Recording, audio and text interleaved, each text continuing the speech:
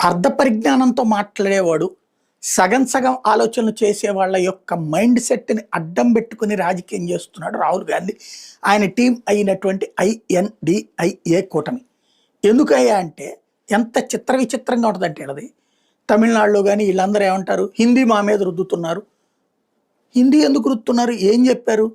నీ మాతృభాష తప్పనిసరి. తప్పనిసరి. ఇంతవరకు భారతదేశంలో ఎప్పుడు ప్రభుత్వాలు ఈ చట్టం చేయలా. నీ మాతృభాష మస్ట్. English must. మిగతాది ఇంకొక ప్రాంతీయ భాష నేర్చుకో. నేర్పు. ఒకటా రెండా? అప్పుడు దేశంలో ఏ మూలకెళ్ళైనా బ్రతకడానికి వీలవుతుందని. కానీ దాన్ని వీళ్ళు ఎట్లా చేశారు?